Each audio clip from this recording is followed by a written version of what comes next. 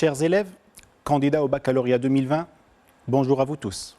Je suis ravi de me joindre aujourd'hui à toute l'équipe formée d'enseignants, de cadres pédagogiques, de professionnels, de techniciens, pour vous accompagner pendant cette période de confinement dans vos apprentissages en vous fournissant des ressources et des outils qui vous permettront de mener à bien vos préparations à l'examen du bac. Le cours d'aujourd'hui porte sur le chapitre 5, Gestion des ressources humaines. Ce chapitre s'articule sur 4 parties, sur 4 sections. Les besoins en personnel, le recrutement, la formation du personnel et enfin, on va terminer avec la rémunération. Commençons par la section numéro 1. Dans le cadre de la gestion prévisionnelle des emplois et des compétences, le gestionnaire est amené à fixer des besoins futurs en personnel en termes d'effectifs, c'est-à-dire en termes de nombre ou de qualification, compétences, et on parle des besoins prévisionnels. Cette fixation dépend largement des stratégies de développement de l'entreprise ou encore des modifications de l'environnement. Elle est amenée aussi à prévoir les effectifs prévisionnels, c'est-à-dire les ressources futures probables qui seront disponibles. Elle est amenée aussi à dégager les écarts entre effectifs prévisionnels et besoins prévisionnels. Et enfin, elle est amenée à ajuster l'effectif prévisionnel de sorte qu'il soit égal aux besoins prévisionnels. Voyons maintenant comment peut-on déterminer l'effectif prévisionnel. On doit toujours commencer par l'effectif actuel. L'effectif actuel, c'est-à-dire le nombre de personnes qui existent actuellement en ce moment dans l'entreprise, moins les départs, tels que le départ à la retraite ou les démissions. Faites bien attention au niveau des promotions. Il faut ajouter toute personne en provenance d'une catégorie inférieure. On parle donc de recrutement interne. Et toute personne qui va partir à destination d'une catégorie supérieure sera retranchée. Bien sûr, on ajoute les entrées, on parle donc de recrutement externe. Pour le calcul des écarts, un écart est une différence entre effectifs prévisionnels, c'est-à-dire les ressources futures probables, et besoins prévisionnels. Lorsque les effectifs prévisionnels dépassent les besoins prévisionnels, on parle d'un sureffectif, on a un excédent.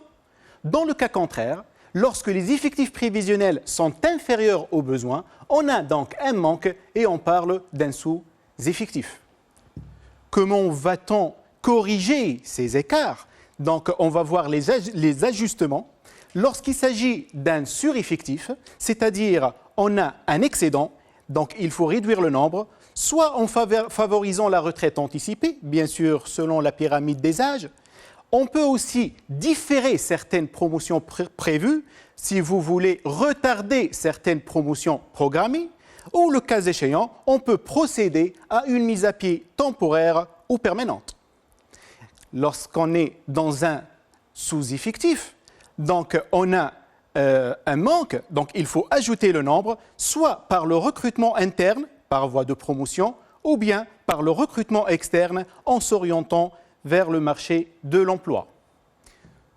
Voyons maintenant une application extraite de la session principale 2010. Je lis l'activité.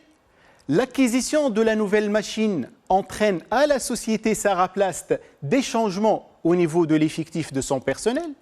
En effet, le responsable du service personnel vous fournit les informations suivantes. Vous avez une première information qui traite les effectifs actuels en 2009 et les besoins prévisionnels de l'entreprise l'année prochaine, c'est-à-dire en 2010. On a actuellement 5 cadres et on veut avoir 10 en 2010. On a 12 techniciens et on veut avoir 20.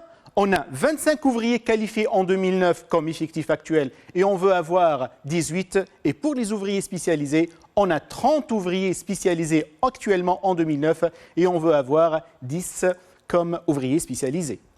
La deuxième information traite les promotions réglementaires. Les responsables prévoient les mouvements suivants du personnel au début de l'année 2010 conformément à la réglementation interne de la société et à la loi en vigueur. Donc, on a programmé la promotion de 3 agents de maîtrise vers la catégorie des cadres. 5 ouvriers qualifiés seront promus techniciens et 10 ouvriers spécialisés seront promus ouvriers qualifiés. La troisième information parle des départs à la retraite et les recrutements prévus. Donc, pour les départs, on a prévu le départ à la retraite de 2 cadres, de 4 techniciens et agents de maîtrise, de 3 ouvriers qualifiés et de 5 ouvriers spécialisés. Pour le recrutement, on a prévu le recrutement de 3 cadres et de 2 techniciens et agents de maîtrise. Le travail à faire, donc la première question, compléter le tableau de détermination des écarts. Donc, on va déterminer les écarts dans la première question. Et deuxièmement, on va faire des ajustements. On va essayer de corriger les écarts constatés. Et donc, je lis la question. Quelles sont les actions à envisager pour faire face aux écarts constatés? Donc, pour déterminer les écarts, il faut tout d'abord déterminer les effectifs prévisionnels. Donc, commençons par les effectifs actuels, plus les entrées, les recrutements, moins le départ à la retraite, donc moins 2, parce qu'il s'agit d'une sortie, donc moins 4 pour les techniciens et agents de maîtrise, moins 3 pour les ouvriers qualifiés et moins 5 pour les ouvriers spécialisés. Passons maintenant à la promotion. Donc, vous voyez bien qu'il s'agit d'une promotion de 3 agents de maîtrise vont quitter la catégorie des techniciens et agents de maîtrise pour partir à la catégorie supérieure, c'est-à-dire à la catégorie des cadres. On note moins 3 pour la catégorie des techniciens et agents de maîtrise, plus 3 pour la catégorie des cadres. De même pour les ouvriers qualifiés. Donc, 5 ouvriers qualifiés vont quitter la catégorie des ouvriers qualifiés, donc moins 5 pour 5 pour la catégorie des TAM. Et enfin, avec les ouvriers, 10 ouvriers spécialisés seront promus ouvriers qualifiés, donc moins 10 pour les ouvriers spécialisés, plus 10 pour les ouvriers qualifiés. Maintenant, on va déterminer l'effectif prévisionnel. On fait le total. Donc, 5 pour les cadres, 5 plus 3, moins 2, plus 3, ça donne 9 comme effectif prévisionnel. Pour les techniciens et agents de maîtrise, de même, 12 plus 2, moins 4, plus 5, moins 3, ça donne 12. Et on fait le même calcul pour trouver 27 ouvriers qualifiés et 15 ouvriers spécialisés. Pour déterminer les écarts, il faut comparer les effectifs prévisionnels avec les besoins prévisionnels. Donc, vous voyez très bien ici que l'entreprise a son effectif prévisionnel est de 9, elle a besoin de 10 cadres, donc elle a un sous-effectif de 1. Pour les techniciens et agents de maîtrise, l'effectif prévisionnel est de 12, elle a besoin de 20 techniciens et agents de maîtrise, donc on a un manque de 8, un sous-effectif de 8. Pour les ouvriers qualifiés et les ouvriers spécialisés, vous voyez très bien que les besoins prévisionnels dépassent les effectifs prévisionnels. On parlera donc d'un sureffectif de 9 pour les ouvriers qualifiés et un sureffectif de 5 pour les ouvriers spécialisés. Passons maintenant à la deuxième question. Quelles sont les actions à envisager pour faire face aux écarts constatés? Donc, vous rappelez que les écarts constatés est déjà calculé dans la première question. On a un sous-effectif de 1 cadre, 8 techniciens et agents de maîtrise, et on a un sureffectif de 9 ouvriers qualifiés et de 5 ouvriers spécialisés. Donc, pour faire les ajustements, un agent de maîtrise sera promu cadre pour combler le manque du cadre. Donc, on n'aura pas un écart concernant la catégorie des cadres, mais faites attention, on a déjà un sous-effectif de 8, on a retranché 1 pour devenir cadre, donc le sous-effectif devient 9. Heureusement pour l'entreprise qu'elle a un sureffectif de 9 ouvriers qualifiés, donc on va promouvoir les 9 ouvriers qualifiés pour devenir TAM, ce qui permet à la fois d'absorber le sureffectif de la catégorie des ouvriers qualifiés et de répondre aux besoins des techniciens et agents de maîtrise. Donc, ça donne 0 comme écart et 0 pour les ouvriers qualifiés. Pour les ouvriers spécialisés, on ne peut que soit favoriser la retraite anticipée selon la pyramide des âges, ou le cas échéant, la mise à pied temporaire ou définitive de ces 5 ouvriers spécialisés, car on ne peut pas les promouvoir à la catégorie supérieure, puisque le besoin, vous voyez, est satisfait. Ainsi, l'entreprise arrive à équilibrer sa situation au moindre coût. Passons maintenant à la section 2, le recrutement. Donc, on va focaliser l'étude sur le recrutement externe. Donc, pour se procurer de la main-d'œuvre dont elle a besoin, l'entreprise doit sélectionner, doit choisir, si vous voulez, les meilleurs candidats, c'est-à-dire mettre l'homme qu'il faut à la place qu'il faut. Pour pourvoir les postes vacants, plusieurs options sont offertes à l'entreprise. La première option, soit par les propres moyens, donc on fait un recrutement par les propres moyens de l'entreprise. Dans ce cas-là, on doit fixer des critères de sélection qui dépendent du poste vacant, de spécificité du poste vacant. En deuxième lieu, on peut faire le recrutement en faisant appel à des bureaux spécialisés en recrutement et on traitera 2 applications, une pour les propres moyens, le recrutement par les propres moyens, et une deuxième pour le recrutement en faisant appel à des bureaux spécialisés. Donc, l'application numéro 1 concernant le recrutement par les propres moyens de l'entreprise, c'est une activité extraite de la session de contrôle 2016. Je lis l'activité. Pour développer les ventes, le gérant, M. Ahmed, décide de recruter une conseillère de vente. Il vous charge de participer à son recrutement. Suite à la parution de l'annonce de la société, 3 candidates se sont présentés. Le choix d'une candidate sera effectué selon des critères qui seront pondérés par un coefficient en fonction de son importance relative. Les critères et les coefficients de pondération sont regroupés dans le tableau suivant. Et voici le tableau. Les critères qui ont été choisis par cette entreprise sont la formation, l'expérience professionnelle, l'attitude, la disponibilité et l'âge. Et vous voyez très bien que l'entreprise accorde à l'attitude une importance plus importante que celle, par exemple, accordée au critère âge. Les 3 candidates sont évaluées sur chaque critère au moyen d'une échelle allant de 1, c'est-à-dire très mauvais, c'est pas bon, à 5, très bon. Les moyennes des notes attribuées à chaque candidate sont les suivantes. Donc, pour la candidate numéro 1, elle a eu comme note 3,25 concernant le critère formation, 3 pour l'expérience professionnelle, 3 pour l'attitude, 1 pour la disponibilité et 3 pour l'âge. De même pour la candidate 2, elle a eu 3,75 pour la formation, 3 pour l'expérience professionnelle, 2 pour l'attitude, 3 pour la disponibilité et 2 pour l'âge. Et on termine avec la 3e candidate. Elle a eu 3 pour la formation, 4,5, elle a eu une bonne note pour l'expérience professionnelle.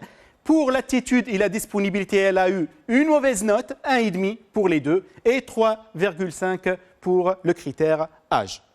Passons au travail demandé. La première question, c'est calculer le score de chaque candidate. Donc, on va calculer le score attribué à chaque candidate. Deuxième question, quelle est la candidate à retenir? Donc, l'entreprise va retenir, va sélectionner, si vous voulez, une candidate parmi ces 3. Donc, selon la méthode des scores. Et troisièmement, on va essayer de citer d'autres critères de sélection, bien sûr autres que celles choisies par cette entreprise. La première question, donc, pour le calcul de score, il faut tout d'abord déterminer le total de chaque candidate. Donc, voici les coefficients. Donc, on a pris ça de l'énoncé. Pour la note aussi, pour les notes, donc, on a marqué les notes comme vous voyez. Et pour faire le total, il suffit de multiplier le coefficient par la note. Donc, vous voyez le total égale la note fois le coefficient pour donner par exemple, pour le critère formation pour la candidate numéro 1, 6,5. Donc, on a multiplié 2 par la note 3,25, ça donne 6,5. Pour l'expérience professionnelle, le coefficient 2 fois la note 3, ça donne 6. L'attitude 3 fois 3, ça donne 9. La disponibilité 2 fois 1, ça donne 2. Et pour l'âge, 1 fois 3, ça donne 3. Et on fait de même pour les deux autres candidates pour donner les totaux suivants. Il ne reste que dégager le score par candidate. Donc, on fait le total des totaux. Donc, pour la candidate numéro 1, donc 6,5 pour la formation comme total, 6 expériences professionnelles, 9 attitudes, 2 disponibilités et âge, ce qui donne 26,5. Pour la candidate 2, le total va nous donner 27,5. Et pour la candidate 3, le score est de 26. Bien sûr, l'entreprise cherche le meilleur candidat. Donc, elle va choisir la candidate la mieux scorée, à savoir la candidate 2 qu'elle a eu comme score 27,5. 27,5 est le score le plus important. Et ça, c'est la réponse à la deuxième question. Quelle est la candidate à choisir selon la méthode des scores? Donc, l'entreprise doit choisir la candidate 2 car elle a le score le plus élevé.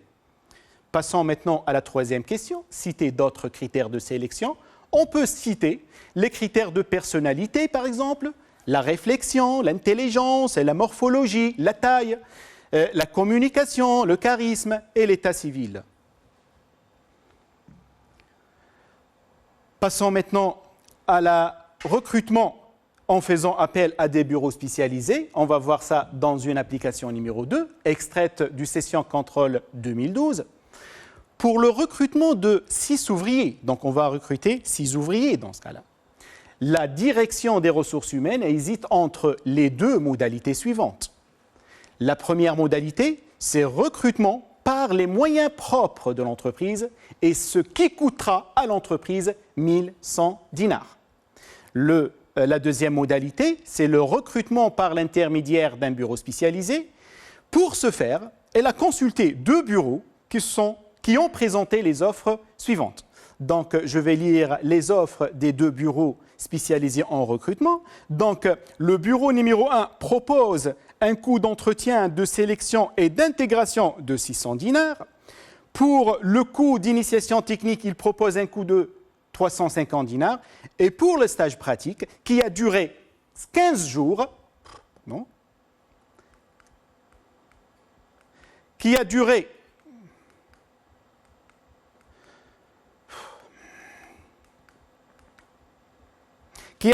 15 jours, donc il propose 20 dinars par jour, donc 20 dinars pendant les 15 jours de la période du stage. Pour le bureau 2, donc, il nous a proposé 550 dinars comme coût d'entretien et de sélection et d'intégration, 300 dinars comme coût d'initiation technique et cette fois-ci 5 dinars par jour pendant 15 jours, la durée de stage, et par personne. N'oubliez pas qu'il s'agit d'un recrutement de 6 ouvriers. Le travail demandé. Première question, calculer le coût de recrutement présenté par chaque bureau. Deuxième question, quel est le mode de recrutement le plus avantageux? Les 2 modes de recrutement, n'oubliez pas que s'il s'agit d'un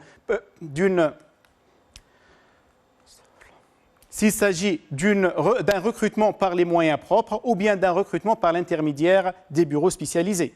Et troisième question, sachant que l'entreprise optera pour le recrutement par un bureau spécialisé, si l'offre ne dépasse pas 200 dinars, donc si l'offre entre les deux, la différence des offres entre les 2 modes de recrutement ne dépasse pas 200 dinars, l'entreprise préfère s'orienter vers un bureau spécialisé en recrutement. Donc, on va maintenant calculer les coûts de chaque bureau. Donc, vous voyez l'énoncé devant vous. Le bureau numéro 1 va nous coûter 600 dinars comme coût d'entretien, plus 350 dinars comme coût d'initiation technique, plus 20 dinars par jour, donc 20 fois 15 la durée de stage et les de 15 jours, ce qui donne un coût total de 1250 dinars. Passons maintenant au bureau 2. Donc, il nous a proposé 550 dinars comme coût d'entretien, 300 dinars comme coût d'initiation technique et enfin 5 dinars par jour, donc 5 fois 15 la durée du stage. Par personne, on parle de 6 ouvriers, donc 5 fois 15 fois 6, ce qui donne un total de 1300 dinars. L'entreprise, bien sûr, cherche le coût le plus faible, à savoir le coût du bureau numéro 1. On remarque que le bureau 1 est le plus avantageux puisque son coût est le plus faible. Passons à la deuxième question. Quel est le mode de recrutement le plus avantageux?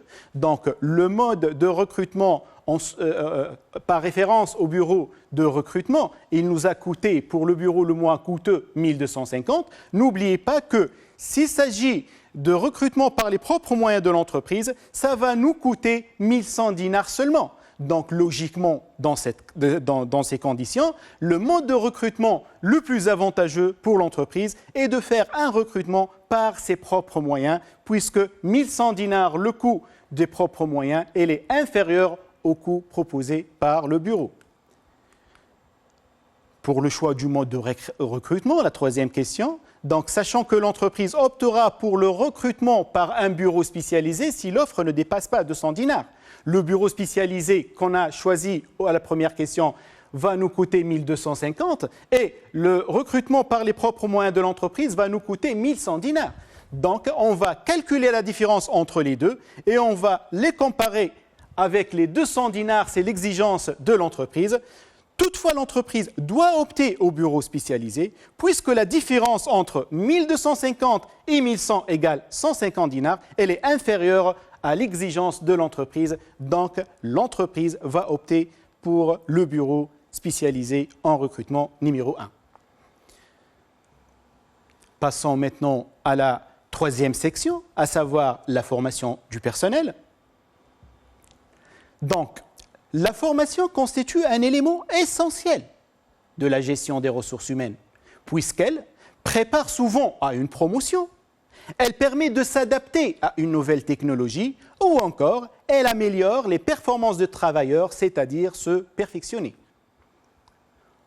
Il faut faire la distinction entre la formation initiale et la formation continue. La formation initiale est celle qui est acquise avant l'entrée dans la vie professionnelle, alors que la formation continue est celle qui est destinée au personnel déjà en activité, c'est-à-dire au personnel de l'entreprise.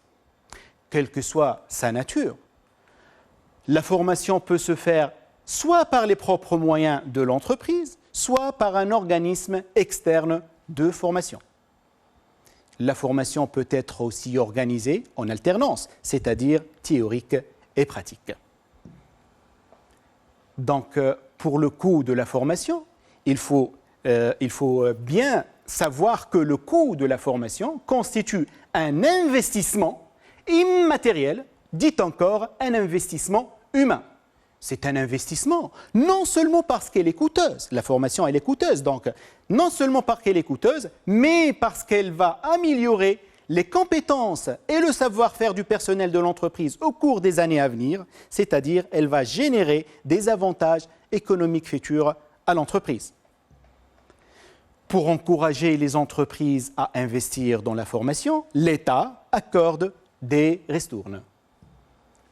Voyons maintenant une application extraite de Session de contrôle 2018. Avant l'introduction d'une nouvelle technologie, un plan de formation serait mis en place au profit de 4 chefs d'atelier et 8 ouvriers spécialisés. Donc, si on parle de la nature de la formation dans ce cas-là, il s'agit des personnels de l'entreprise, donc c'est une formation continue. Donc, la nature de cette formation est une formation continue parce qu'elle concerne le personnel de l'entreprise. Je continue avec la lecture. Le chef de l'entreprise a consulté 2 cabinets de formation dont les propositions sont communiquées dans le tableau suivant. Donc, vous voyez ici qu'on a 2 niveaux de formation. Une formation consacrée au chef d'atelier, c'est une formation théorique et pratique. Et une deuxième formation consacrée pour les ouvriers, et c'est une formation pratique qui dure 3 jours à raison de 6 heures par jour. Le cabinet de formation propose un coût total de 1200 dinars, pour le niveau 1 et 80 dinars par heure. N'oubliez pas qu'on a 6 heures de travail par jour et par groupe de 4. Et n'oubliez pas qu'il s'agit de 8 ouvriers puisque le deuxième niveau, il concerne les ouvriers. Pour cabinet de formation numéro 2, elle nous propose 480 dinars par jour pendant 2 jours et un coût pour le niveau 2 de 90 dinars par heure, toujours comme celui du cabinet numéro 1, et par groupe de 4, aussi comme le cabinet numéro 1. Et n'oubliez pas qu'il s'agit de 8 ouvriers.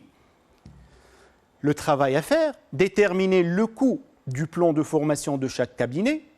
Deuxième question, quel est le cabinet le plus avantageux pour l'entreprise? Justifié. Et troisième question, sachant que l'entreprise bénéficie de l'homologation du plan par le ministère de tutelle, d'où une ristourne sera obtenue. Une ristourne de 50% du coût de la formation des chefs d'atelier, c'est-à-dire niveau 1, et de 25% du coût de la formation des ouvriers, c'est-à-dire niveau 2. La question est déterminer le coût réel, donc le coût réellement supporté par l'entreprise de cette formation. On va déterminer le coût global de la formation. Donc, vous voyez l'énoncé devant vous. Donc, pour le cabinet de formation numéro 1, le niveau 1 coûte 1200 dinars. Pour le niveau 2, 80 dinars par heure. Donc, pendant 6 heures, vous voyez 80 fois 6. Pendant 3 jours, la durée de formation. Donc, ce qui donne, fois 8, on a 8 ouvriers. Donc, par groupe de 4. Donc, on va diviser les 8 en groupes de 4, ce qui donne 2 groupes. Donc, tout calcul fait, 80 dinars fois 6 heures, fois 3 jours, fois 2, 8 sur 4, comme je vous ai montré maintenant, égale 2880. Le coût global de cette formation, donc proposé par le cabinet numéro 1, 1200 plus 2880 égale 4080 dinars. Passons maintenant au cabinet 2. Donc, il nous propose 480 dinars par jour pendant 2 jours, donc 480 fois 2, ce qui donne 960. Pour le niveau 2, 90 dinars fois 6 heures fois 3 par groupe de 4. On a dit qu'il s'agit de 2 groupes, donc ce qui donne 3240. Le coût global de la formation proposée par le cabinet de formation numéro 2 est de 4200 dinars. Donc, on va maintenant passer à la deuxième question. Donc, bien sûr, toujours l'entreprise cherche à minimiser les coûts. Elle va donc choisir le cabinet de formation qui offre le coût le moins élevé, le prix le plus faible, à savoir 4080 dinars proposé par le cabinet de formation numéro 1. Donc, le cabinet 1 est le plus avantageux puisque c'est le moins coûteux, 4080 inférieur à 4200. Passons à la troisième question, on va déterminer le coût réel de cette formation. C'est vrai que le coût de cette formation proposée par le cabinet 1, il est de 4080. Mais n'oubliez pas que l'entreprise a bénéficié d'une ristourne, donc a bénéficié de l'homologation du plan par le ministère de tutelle, donc d'où une ristourne sera obtenue de 50% niveau 1, c'est-à-dire une ristourne de 50% sur les 1200 dinars pour le niveau 1 et une ristourne de 25% sur le coût du niveau 2, à savoir 280. Donc la formule pour déterminer le coût réel de la formation égale le coût global, 4080, moins la ristourne obtenue. Il ne nous reste que la détermination du ristourne et vous voyez bien que ristourne égale 1200 fois 50%, puisqu'il s'agit du niveau 1, plus 2880 fois 0,25 puisqu'il s'agit du niveau 2, ce qui donne 600 plus 720 égale 1320 dinars. Donc le coût de la formation, elle est de 4080 moins la ristourne obtenue 1320, ce qui donne 2760 dinars comme coût réel de cette formation. Passons maintenant à la dernière section du chapitre, à savoir la rémunération.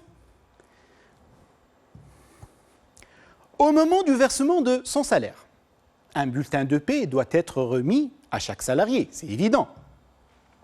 Mais très peu de salariés comprennent le contenu de ce document. On va essayer de décortiquer ce document. Donc la première ligne du bulletin de paie indique le salaire de base, qui concerne des heures normales ou bien fixées par des conventions. On ajoute à ce salaire de base des majorations, telles que les heures supplémentaires, telles que les primes, c'est pour récompenser, pour encourager, telles que le prime de présence, telles que le prime d'encouragement, le prime de rendement. Une indemnité, c'est pour compenser le salarié, c'est le contrepartie d'un risque ou bien contrepartie des conditions défavorables de travail. Plus, bien sûr, les avantages en nature tels que logement, voiture de fonction, etc. Voyons un exemple chiffré. On a choisi un salaire de base annuel de 1200 dinars, qu'on va lui ajouter les heures supplémentaires, mais n'oubliez pas, pour le traitement des heures supplémentaires, qu'on a deux régimes de travail. Le régime 40 heures de travail par semaine, c'est-à-dire 5 jours de travail à raison de 8 heures par jour. Dans ce cas-là, les 40 heures seront rémunérées au taux normal et les 8 premières heures, c'est-à-dire entre le 41e heure et 48e heure, sera majorée au taux de 25%, c'est-à-dire le taux normal multiplié par 1,25. Au-delà de 48 heures, c'est-à-dire à partir de la 49e heure, le taux horaire sera majoré de 50%, c'est-à-dire le taux normal fois 1,5. Passant au régime 48 heures par semaine, à savoir 6 jours de travail à raison de 8 heures par jour, les 48 heures seront rémunérées au taux normal, mais chaque heure supplémentaire, au-delà de 48 heures, donc sera majorée de 75%, c'est-à-dire on multiplie le taux normal fois 1,75. Revenons à notre exemple. Donc 12 000 dinars salaire de base annuel, plus les heures supplémentaires calculées de 2 000 dinars, plus des primes pour 1 800 dinars, indemnité 1 200 dinars, ce qui donne un salaire brut annuel de 17 000 dinars. Mais sur la base de ce salaire brut, on va calculer le retenu sur salaire. On a deux types de retenues. On a les retenues obligatoires telles que la cotisation sociale ouvrière qui est versée aux organismes sociaux, notamment la CNSS, et les retenues fiscales ouvrières versées à l'administration fiscale. Pour les retenues facultatives, on a les avances et acomptes sur salaire, comme on a encore les cessions et oppositions sur salaire. Revenons à notre exemple. Donc, on a déjà calculé un salaire brut annuel de 17 000 dinars, duquel on va retrancher la CNSS ouvrière au taux de 9,18% calculé sur le salaire brut, sur la base du salaire brut, ce qui donne 1560 600. Ce qui donne un salaire imposable, donc 17 000 salaires bruts moins la CNSS 1560 dinars 600, ça va nous donner un salaire imposable de 15 439 dinars 400. On va maintenant retrancher l'impôt sur le revenu des personnes physiques, l'IRPP, de 3 530 dinars 800, et la contribution sociale de solidarité, la CSS, pour 135 dinars 400. Et n'oubliez pas que ces retenues à l'IRPP et la CNSS sont calculées sur le barème, donc selon le barème de l'impôt sur le revenu des personnes physiques conformément à la loi fiscale 2018. Donc, on va aussi retrancher les avances et acomptes de 1 200 dinars. On va retrancher aussi les oppositions sur salaire de 1 573 dinars 200, ce qui donne un salaire net annuel de 9 000 dinars. Vous voyez très bien qu'il y a une différence, il y a une grande différence entre le salaire brut annuel qui s'élève à 17 000 dinars et le salaire net annuel qui s'élève à 9 000 dinars. Cette différence de 8 000 dinars comme retenue à la source sera versée aux organismes sociaux tels que la CNSS, à l'État, c'est-à-dire à l'administration fiscale, ou bien aux ayants droit. N'oubliez pas aussi que le salaire net, c'est 9 000 dinars, seul constitue un revenu pour le salarié. Donc, Le patron, il est aussi tenu de payer ses charges sociales et fiscales, comme pour l'ouvrier. Donc, les charges sociales, ce sont les cotisations sociales, cette fois-ci patronales, parce qu'il s'agit d'une entreprise, versées aussi aux organismes sociaux tels que la CNSS. Et les charges fiscales, notamment la taxe sur la formation professionnelle, la TFP, et le FOPROLOS, le Fonds de promotion des logements sociaux. Donc, cette charge totale constitue la masse salariale. On peut dire aussi, voilà, on peut parler aussi du coût de la main-d'œuvre et on va voir tout ça dans notre exemple chiffré. Le salaire brut annuel déjà calculé, il est de 17 000 dinars.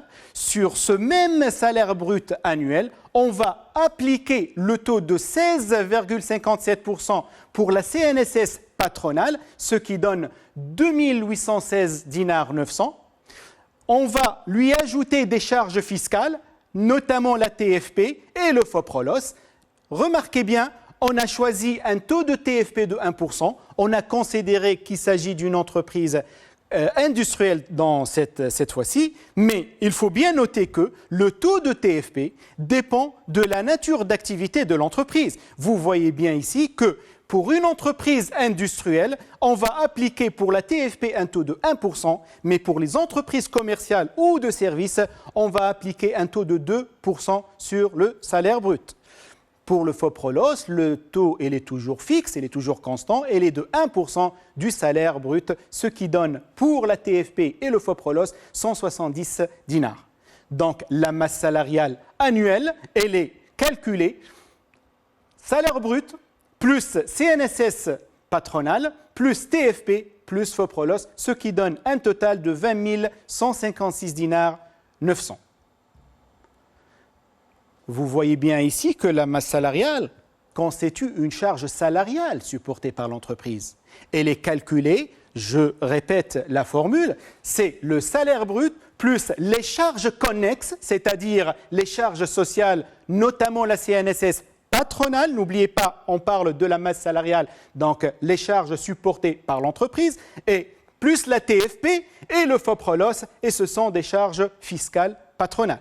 Tout simplement, on peut noter que la masse salariale est égale au salaire brut multiplié par un coefficient de 1,1957 pour une entreprise commerciale ou de service, et noté comme étant masse salariale égale salaire brut fois le coefficient de 1,1857 s'il s'agit d'une entreprise industrielle.